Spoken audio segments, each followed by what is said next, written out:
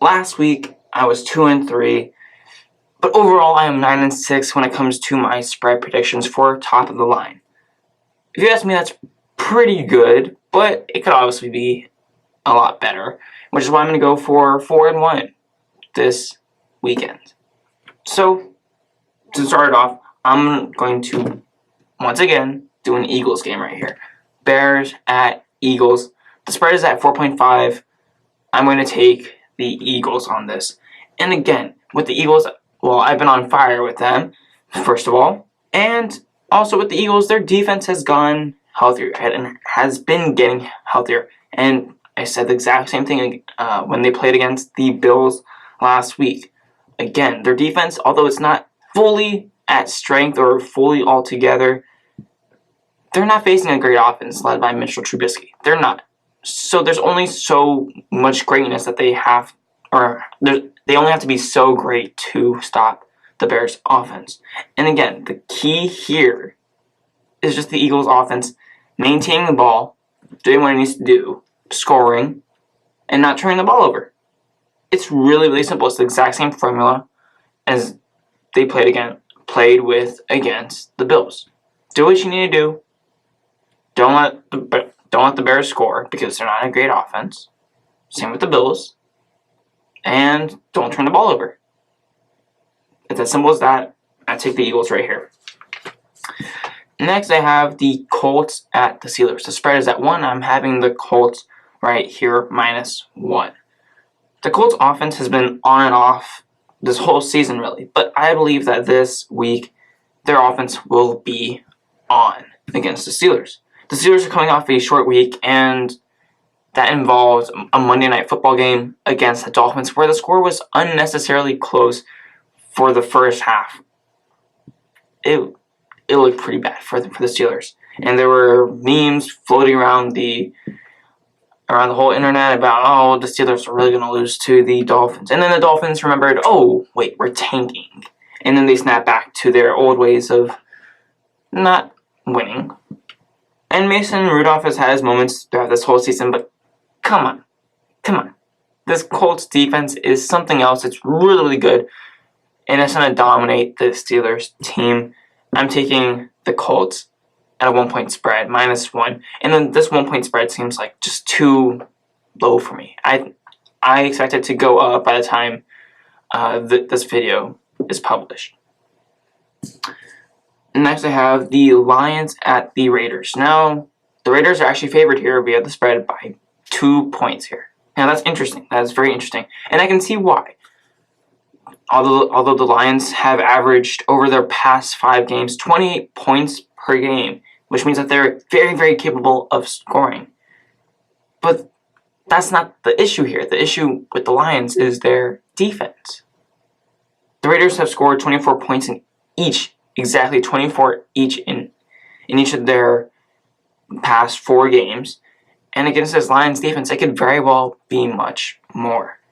But to me, it was going to look like a shootout between Matt Stafford and Derek Carr. And so this game comes down to the quarterback and who the kicker is, really. To me, it's pretty simple. I take the Lions here +2. Stafford has 34 game-winning drives. Derek Carr has half of that at 17. And I'm going to take Matt Prater, over Daniel Carlson. I just will.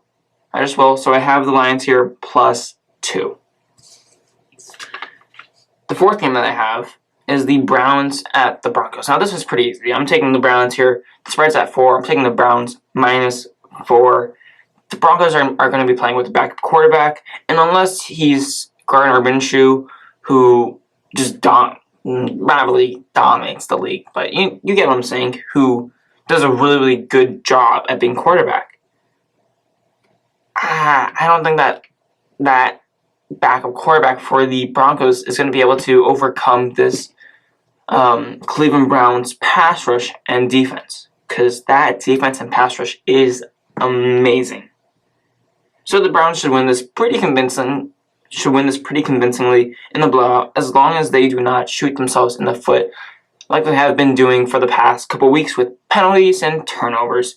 And overall, this should be a good ego boost. and a good morale boost for the Cleveland Browns, especially with their remaining schedule looking pretty easy. They have Denver this week, and then they have Buffalo, Pittsburgh, Miami, Pittsburgh again, Cincinnati, Arizona, Baltimore, and Cincinnati to finish it off. They should win most of those games, at most losing 2 games. So they should end with a winning record. In the last game, always Sunday Night Football. The Patriots against the Ravens. This should be very, very interesting. The Patriots are actually favored by minus 3.5 points. So 3.5 points. That's what the spread is. I have the Patriots minus 3.5. I do. And yes, I know. The argument against the Patriots is they have not faced anyone yet. Yes, their defense has historical crazy numbers, but who have they faced, really? They faced people or teams within their own division, and they played the Cleveland Browns, who have been shooting themselves in the foot for this whole season. And you can also say that the Patriots have not faced an offense just like the Ravens, who do an exceptional job of running the ball with Mark Ingram as well as Lamar Jackson. And Lamar Jackson at times does a great job of being a really nice dual threat quarterback, air and get out. However, I can also flip that around on the Ravens and say that the Ravens have not seen defense like the Patriots.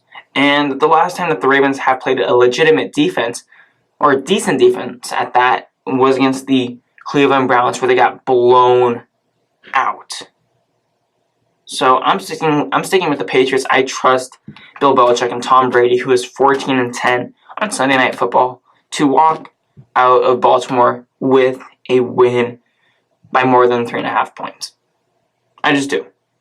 Now, definitely this will be a test of how legitimate the Patriots defense is, but I think that they'll pass with flying covers with flying colors, there we go, and that they should prevail in the end with a win by more than 3.5 points. So that is my top of the line picks. I have the Patriots favored on their spread, as well as the Browns and Colts and the Eagles, and the Lions are the only one that I am going against the spread with.